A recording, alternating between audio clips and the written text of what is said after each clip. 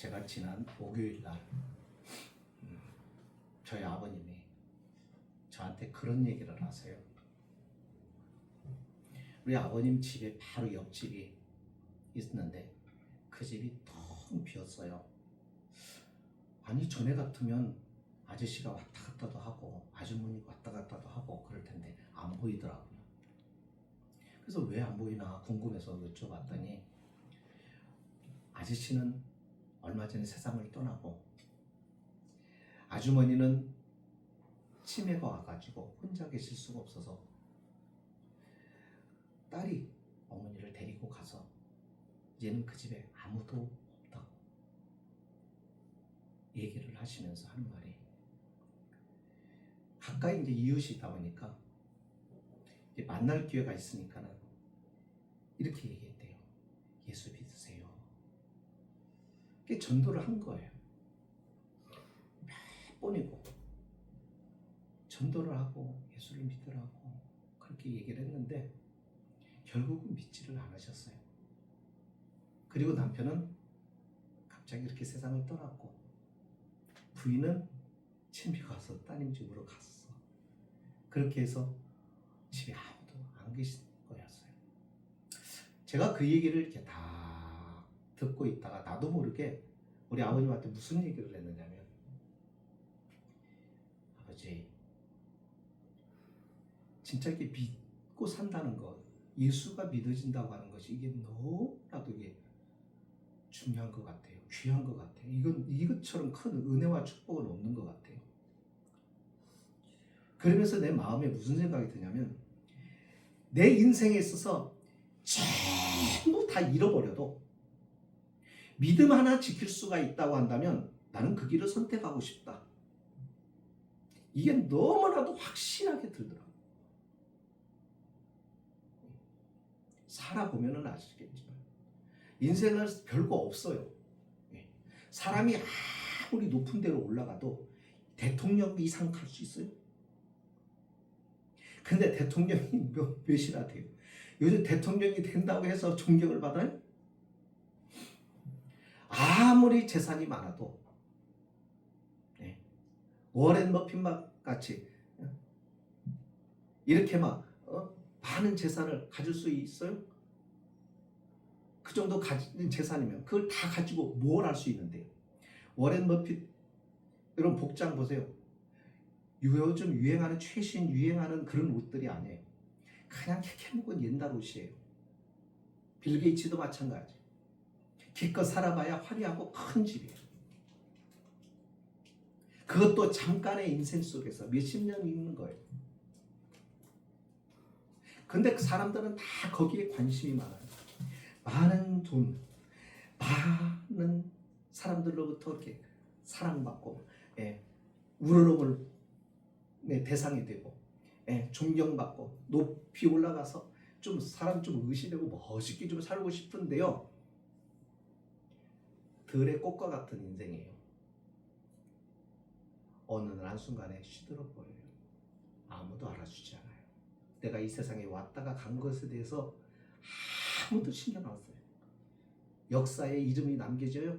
남겨지면 그 이름이 뭘 하는데요?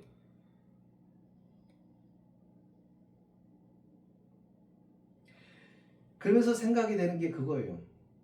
내가 이 세상에 오는 것, 내 이 세상을 살아가는 것, 그리고 내 이 세상이 끝나고 하나님, 내가 이 세상의 죽음의 문턱을 넘어서기까지 처음부터 나라고 하는 존재의 시작에서부터 끝까지 영원까지 나와 늘 같이 동행할 수 있는 분은 하나님 한 분밖에 없어요. 부모도 할 수 없는 거예요. 그러면서 믿으라고 얘기를 했을 때 그 사람들이 믿느냐? 갈수록 사람들이 더 안 믿어요. 그래서 제가 곰곰이 생각을 해봤어요.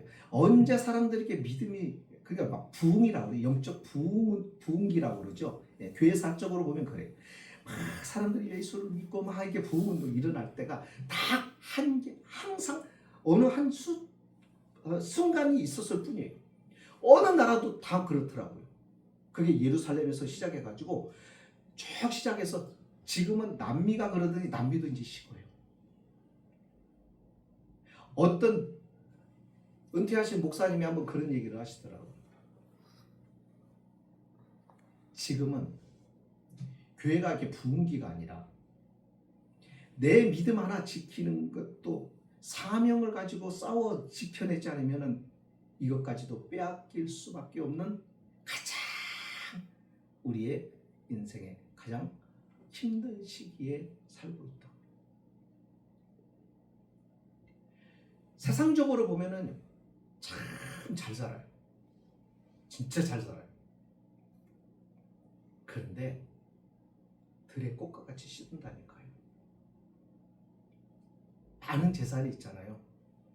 여러분 누가 요즘 통장 가지고 가서 손등에 이렇게 찍어서 얼마를 입금해서 얼마를 차지 이거 않잖아요. 그죠? 다 몰래 휴대폰 가지고 하죠. 이 전자 시스템으로 이게 다 인터넷망으로 되어 있는데 이게 어느 순간에 어떤 찰나에 딱 멈춰버려서 이게 싹 지워져 버리는 순간이 생긴다고 그러면 어떡하실 거예요? 그게 불가능할 것 같아요. 아니.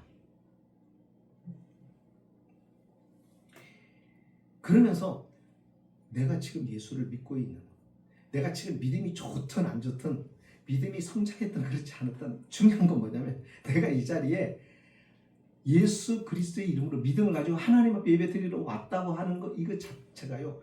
하여튼 억지로 왔든 하여튼 즐거움으로 왔든 어떤 마음으로 왔든 이 자리에 앉아 있는 것 자체가 내게는 귀한 축복임과 동시에 기회임과 동시에 이것은 내게 주어진 가장 소중한 시간이라는 것을 기억하셨으면 좋겠어요. 믿음은요, 노력해서 되는 게 아니에요. 아무리 많은 재물을 주고도 살 수 있는 것도 아니에요. 그냥 선물이에요. 여러분들 선물이라고 하는 것은요, 여러분 다른 것들은 살 수 있어요. 그러나 너무 값어치가 어마어마해서 값을 지불할 수 없을 만큼 가치 있는 거는요, 돈으로 살 수가 없어요. 그거는 선물로 받는 것밖에 없어요. 예, 그게 공기잖아요. 그게 물이에요. 우리의 생존하고 가장 직결되어 있는 거. 1분, 2분만 없어도 죽을 수밖에 없는 거. 그 정도로 직결돼. 그러니까 가장 우리는 밥보다도 더 중요한 게 공기예요. 그러나 그 공기를 돈 주고 안 사요. 이건 받은 선물이에요. 값을 지불할 수 없으니까. 구원도 마찬가지. 그래서 구원은 선물이라는 거예요. 이 선물이 부모로부터. 그러면서 생각을 한 거예요. 내가 믿음의 가정에서 믿음의 부모와 조상들을 없는 상태에서 안 믿는 가정에서 내가 태어났다고 한다면 나 지금 예수 믿었을까? 그러면서 그렇지 않은 환경에서 자랐을 때 부유하면 부유할수록 넉넉하면 넉넉할수록 많이 배워서 똑똑하면 똑똑할수록 내가 주님을 찾았을까? 그 생각을 하니까 정신이 찌릿해지는 거예요. 오늘 본문에 아브라함을 하나님이 부르셨어요. 아브라함은 하나님을 알지도 못했어요. 어느 날 아브라함을 찾아오신 거예요. 하나님이 찾아오신 거예요. 내가 하나님을 선택하기 전에 하나님이 나를 선택하시고 나를 부르신 거예요. 그러므로 믿음을 가진 부모를 만나서 그 믿음을 어려서부터 내가 보고 들으며 자라올 수 있었다고 하는 것만큼 값지고 소중한 것이 없어요. 그래서 저 그때 무슨 생각이냐면 다른 거 다 잃어버려도 믿음이 왜 이 믿음이 소중한 건가를 가슴 절절하게 느끼기 시작한 거예요. 그때 우리 아버지 보면서 너무 감사한 거. 뭐 아버지가 그렇게 했겠어요? 아버지는 또 아버지 얘기를 하시더라고요. 네. 할아버지가 어떻게 믿으면서. 그러니까 다른 걸 부러워할 필요가 없겠다는 생각이 드는 거예요. 하나도 안 부러워. 믿음 하나 건졌다면 여러분 승리한 거예요. 믿음 하나 건졌다고 한다면 여러분들은 지금은 몰라요. 세상 사람들이 세상에 있는 것 가지고 있는 것 가지고 자랑을 하니까 이것 가지고 경쟁하고 이것 가지고 비교하니까는 여기서 내가 가난한 것 같고 내가 부족한 것 같고 내가 없는 것 같고 내가 다 나처럼 이렇게 살아가는 사람 없을까? 그렇게 생각이 들겠지만 아닙니다. 믿음을 가진 사람은 전부를 가진 사람입니다. 여기에 대한 자긍심이 생겨야 되죠. 하나님이 아브라함을 찾아왔어요. 아브라함에게 하시는 말씀이 그거예요. 1절에 보세요. 너는 너의 고향 친척 아버지 집을 떠나 내가 네게 보여줄 땅으로 가라 하고 말씀을 하세요. 그죠? 말씀하시죠? 떠나라는 거예요. 뭘 떠나요? 고향을 떠나고 친척을 떠나고 아버지 집을 떠나라. 이것은 뭘 얘기하냐면 우리의 끈이란 말이에요. 끈. 우리가 붙들고 우리가 매여 있는 것. 예. 이것이 우리는 이거 끈 놓치면 이거 끈 끊으면 이게 끊어지면 우리는 죽는다고 할 수 있는 내가 붙들고 있는 거. 이거 없으면 나 못 살아. 이거 없으면 나 어떻게 살아. 이거 없으면 나 죽을 것 같아. 한 것들. 그게 가장 중요한 혈연적인 거. 거기서 이것을 끊고도 살아갈 수 있다는 거. 이것을 끊을 수 있는 게 믿음이라는 말이에요. 가라는 거예요. 하나님이 보여준 곳이 아니에요. 여기 보면은 보여줄 땅이라고 그랬어요. 보여줄 땅이라는 것은 보여주신 것이 아니에요. 앞으로 보여주겠다는 거예요. 보여줄 땅으로 가라. 그러니까 지금은 못 볼 수가 없는 거예요. 그러니까 여기서 믿음이 필요한 거예요. 하나님의 말씀을 듣고 그 말씀이 하나님이 내가 신뢰가 되면 그 하나님이 신뢰하는 거기 때문에 그의 말씀을 믿고 그냥 가는 거예요. 이게 믿음인 거예요. 그러니까 이렇게 하라는 거예요. 그러면서 하나님이 약속을 하셔요. 약속을. 그게 뭐냐면 2절이에요. 내가 너로 큰 민족을 이루고. 그러니까 하나님이 꿈을 얘기하는 거예요. 내가 너를 이렇게 한 것은 내가 꿈이 있어서야. 내가 너를 이렇게 선택하고 너를 부르고 너로 또 가족과 고향과 친척과 아버지 집을 떠나 내가 지시할 땅으로 가라고 하는 것은 바로 이 꿈을 때문이야. 내 꿈이 되겠지만 이 꿈은 내게 복이 될 거다. 이렇게 말씀하셔서 2절 말하는 거예요. 내가 너로 큰 민족을 이루고 내게 복을 주어. 근데 내게 큰 민족을 이루겠다고 하신 그때 아브라함 사례와 자녀가 없어요. 낳을 수가 없어요. 사라가. 태가 다쳤다고요. 불임이라고요. 그러니까 가능성이 없는 거예요. 가능성이 없는데 하나님이 지금 이렇게 말씀을 하시는 거예요. 그리고는 뭐예요? 내게 복을 주어 내 이름을 창대하게 하리라. 너는 복이 된다. 다시 말하면 하나님께서 저와 여러분을 부르셨어요. 선택하셨어요. 하나님의 자녀라고 하는 사람으로 우리를 이 자리에 앉혀서 하나님을 예배하게 했어요. 여러분 이것이 왜 중요하냐면 우리가 단순히 사람들 볼 때는 별것 없는 사람인데 창조주 하나님, 세상과 우주의 만물의 하나님, 그분의 입장, 그분의 생명의 주인이신 그분의 입장에서 우리를 바라볼 때 저와 여러분을 통하여 하나님은 누구에게든 복이 되는 자로 하나님께서는 그렇게 세우기 위해서라는 거예요. 예. 아브라함이면 생각나는 게 뭐죠? 한 단어를 얘기한다. 믿음이잖아요. 믿음의 가장 대표적인 사람. 믿음 하면 떠오르는 사람. 아브라함이잖아요.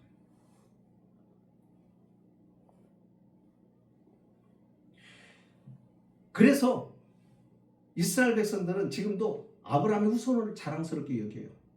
그런데 사도 바울이 뭐라고 하는지 아세요?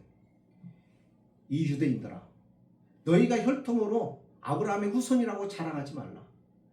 하나님은 혈통으로 아브라함의 자손이라고 부르는 너희를 버리고 혈통적으로는 아브라함의 후손이 아닌데 믿음, 신앙과 연결되어 있는 이 믿음, 아브라함이 가지고 있는 그 믿음이 가지고 있는 이 믿음의 우리 이방인들이 아브라함의 진짜 후손들이다라고 얘기해요. 그러니까 여기 아브라함의 후손은요 유대인이 아니란 말이에요.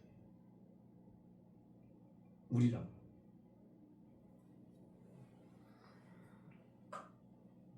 하나님께서 아브라함에게 그런 말씀을 하세요. 자식이 없을 때 이삭이 태어나기도 전에 하나님께서 하늘을 이렇게 보여주시고 그 사막의 그 모래를 보여주시고 내 후손이 저렇게 많을 것이다. 내 후손이 저렇게 모래와 같이 많을 것이다. 그게 뭐냐면 믿음을 가진, 너처럼 믿음을 가진, 너와 같이 믿음의 길을 가는 사람, 그 믿음에 가는 저렇게 많을 것이다 라고 얘기를 하신 거예요. 그러니까 우리는 하늘의 별을 보면서 저 많은 별들처럼 하나님이 아브라함의 후손을 많게 하셨다고 했는데 바로 그 후손 가운데 저와 여러분이 들어가 있는 거라. 여러분, 이것은요, 인간이 얻을 수 있는, 스스로 이것을 만들 수 있는 게 아니에요. 이거는 불가능한 거예요. 이거는 하나님만이 하실 수 있는 거예요. 하나님이 그러죠. 나는 에서, 야곱이 있는데, 우리가 전통적으로 보면 장자가 그 후손을 이어가요. 그죠?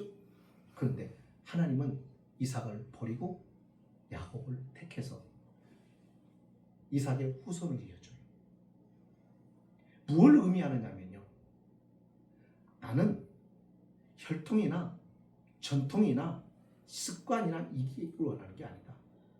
네가 어떤 이방인이든 네가 유대인이든 나는 상관없다. 네가 목사이든 네가 집사이든 아니면 믿은지 1개월밖에 안 됐든지 나는 그런 거 안 따진다. 나에게 중요한 것은 그거다.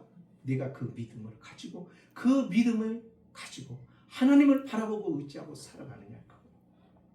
그렇다면 너는 내 사람이고 복 있는 자고 너는 복에 될 자다. 이렇게 얘기하시는 거예요. 이 말을 들어요. 자, 그 과정에서 이제 복이 될 자구나. 나는 이제 복을 받은 자구나. 그리고 하나님의 말씀의 꿈을 가지고 내가 이제 살아야 되겠구나. 그렇게 할 때 여러분 많은 시련들이 와요. 어려움들이 온단 말이에요. 그래서 3절에 하나님이 그 과정을 설명해요. 너를 축복하는 자는 내가 복을 드리고 너를 저주하는 자는 내가 복을 드리고. 자, 너에 대하여 누가 너를 이렇게 저주하면 내가 저주를 그에게 내드립니다. 누군가 너희가 복을 빌면 내가 그를 축복하겠다. 그러니까 내 인생에 있어서 하나님이 함께 하신다는 얘기예요. 그러니까 힘이 들고 어려워도 어떻게 하라는 거예요? 그분이 너의 힘이 편이 되고 너와 함께 할 것이니까 흔들리지 말고 그분 의지하고 인내하고 견뎌라. 이게 과정이에요. 과정. 이게 믿음의 생활이에요. 이게 신앙생활이에요. 그러니까 신앙생활은 우리가 잘하면 부자가 되고 잘하면 하나님 병이 낫게, 이것은 초보일 때, 믿음이 초보일 때, 선교가 시작되는 선교지 초창기에 하나님은 그것을 통해서 사람들에게 뭘 보여주는 거예요? 하나님이 계시다 하는 것을 사람들에게, 안 믿는 자들에게 그것을 드러내시는 거예요. 예수님이 처음 오셨을 때 이적과 기사를 행하실 때 그 이적과 기사를 통하여 사람들이 저분이 누굴까? 저분이 메시아다고? 그래, 저분은 그러면 따라가야 돼? 그리고 사람들이 예수님에서 관심을 많이 끌었어요. 그런가? 그 이적과 기사를 보고도 두 종류의 사람으로 나뉘어요. 하나는 예수 그리스도를 구주로 영접하는 사람이 있고, 그렇지 않고 나머지 사람들은 예수님을 공격해요. 구원받은 사람이 많아요. 예수님을 버리고 등진 사람이 많아요. 구원받은 사람은 적어요. 동일한 거예요. 지금도 그래요.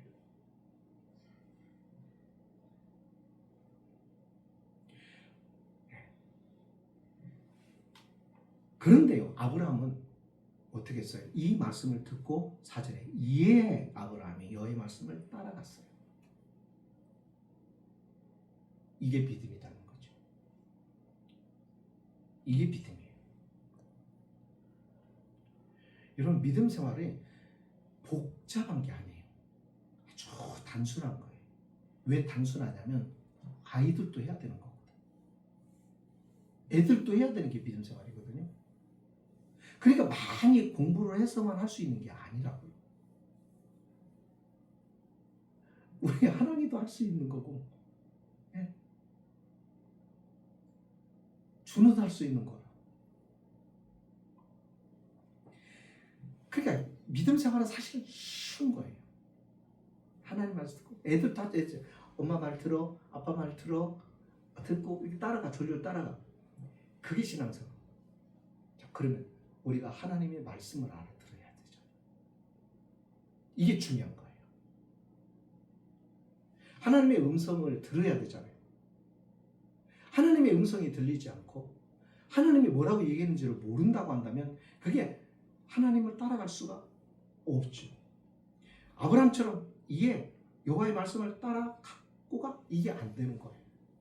그래서 하나님의 말씀을 들어야 돼요. 그래서 믿음은 들으면서 생긴다고. 들어야 돼요. 설교를 듣기도 하지만 설교는 말씀을 풀어서 여러분 성도들에게 전해주는 거기 때문에 설교보다도 더 중요한 게 뭐냐면 하나님이 우리에게 친히 주신 말씀 자체를 읽는 거예요. 그러니까 말씀 자체를 읽지 않으면 말씀을 모르고 말씀을 모르면 하나님을 따라갈 수가 없어요. 그래서 성경을 읽어야 돼요.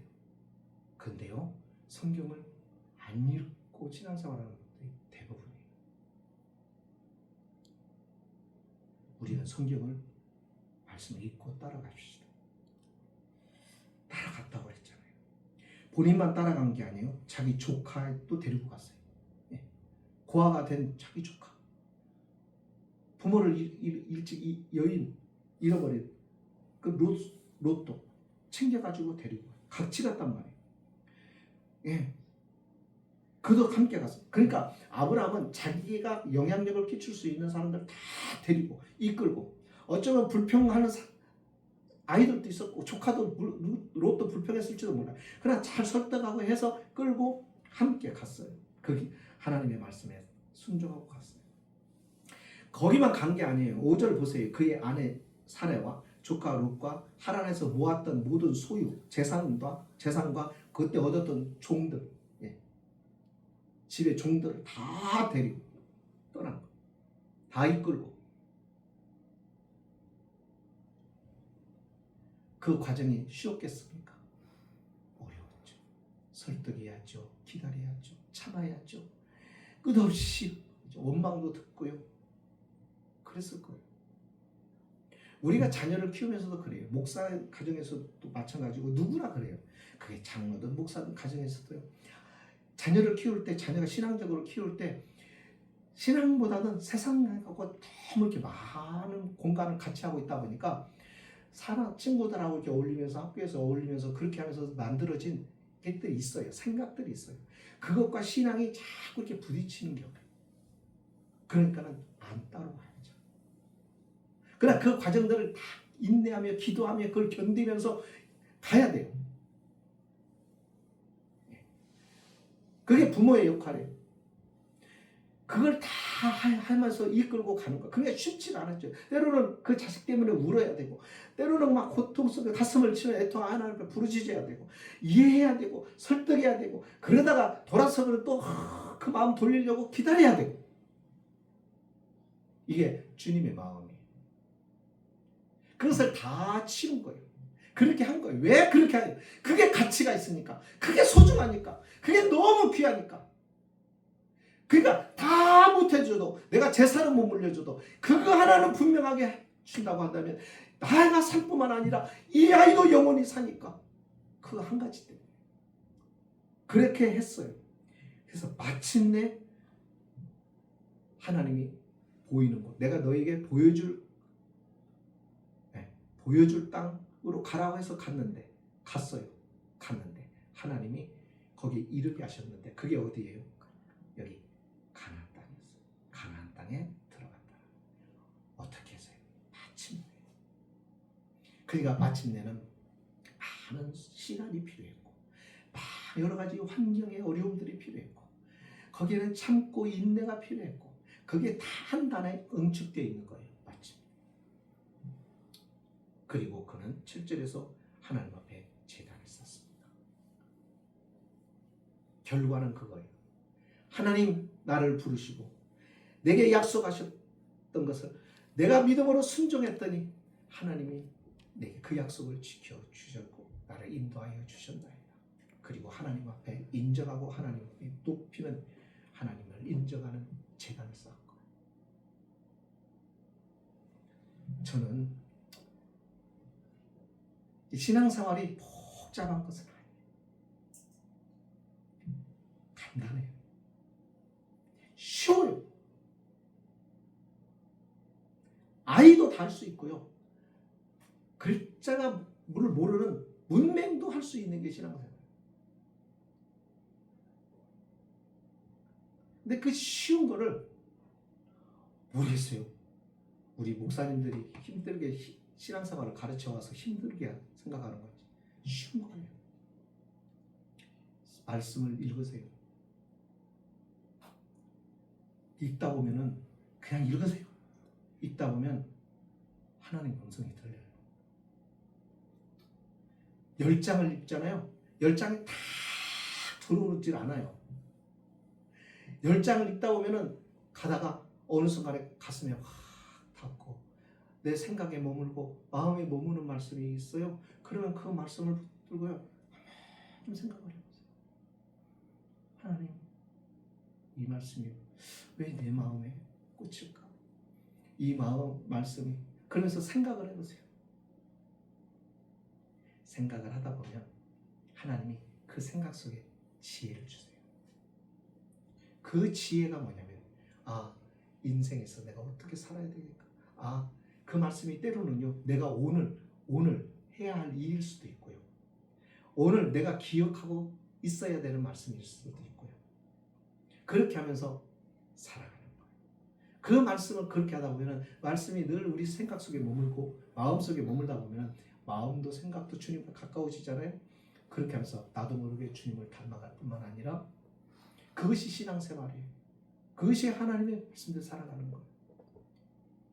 근데 그 생활이 매일의 생활이 이게 안 돼요. 왜? 우리가 만나는 사람들이 안 믿는 사람들이고 하나님 모르는 세상과 같이 있다 보니까 나도 모르게 자꾸 우리가 거기에 끌려가요.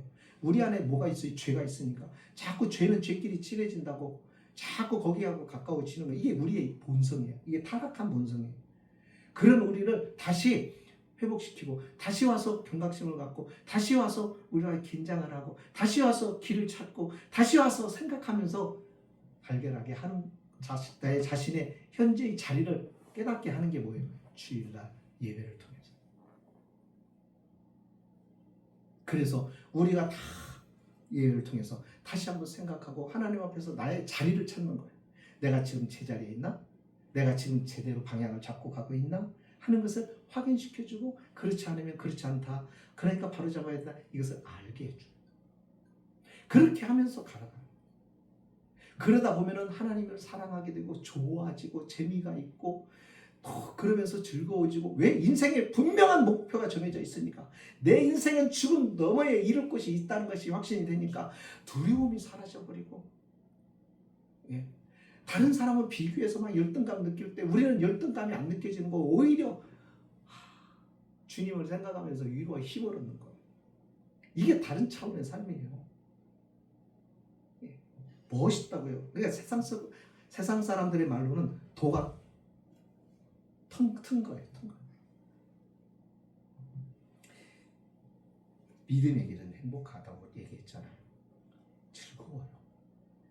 그러니까 이 즐거운 길을 우리가 같이 가면서 같이 즐거워하고 또 가다가 또 우리가 연약해질 때가 있어요. 그랬을 때 힘이 빠지고 있는 우리가 사람들 힘을 주고 기도해 주면서 용기를 북돋아주고 인내하자고 하고 내가 곁에 있다고 믿음의 동료가 믿음의 동지가 믿음을 가진 우리가 공동체가 함께 있다. 이게 교회예요. 그렇게 가는 거. 그렇게 하다 보면 세상에 외로운 사람도 있고 어려운 사람들도 있을 거예요. 내 주변에 그 사람들이 나를 통해서 어떻게 위로를 얻고 힘을 얻다 보면은 그 사람들이 나와 가까워지고 내가 가까워지다 보면은 내 주님과도 가까워지고 이렇게 해서 교회가 성장을 하고 그러면 그 교회는 진짜 교회가 되는 거예요. 그게 숫자가 아니에요.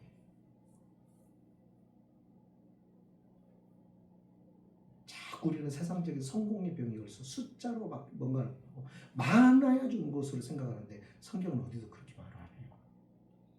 진짜 생명이 있어야 되는 거예요. 아무리 많아도 그 속에 예수의 생명이 신앙의 생명이 흐르지 않으면 그거는 아무것도 아닌 거예요. 오늘 우리가 그런 주 안에서 이 기쁨 그래서 저와 여러분들이 아브라함처럼 이 가정과 이 가문을 통해서 구원받는 수가 생기는 것처럼 그렇게 저와 여러분의 개인과 가정을 통하여 아름다운 일 흘러가다 세상의 역사는 지워져도 저와 여러분의 인생의 역사는 영원히 남게 되는 것입니다.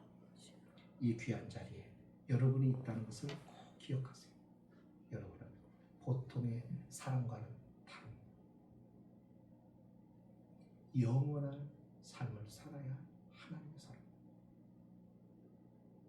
내가 선택한 게 아니라 하나님이 선택하고 부르시고 저와 여러분 하나님 앞에 세워놓으신 것. 믿음이 약해도 믿음의 생명의 씨가 저와 여러분에 있는 한 바로 이렇게 소중한 하나님의 선택을 입은 자라는 거 기억하고 사셨으면 좋겠어요. 기도하십니다. 하나님 감사합니다.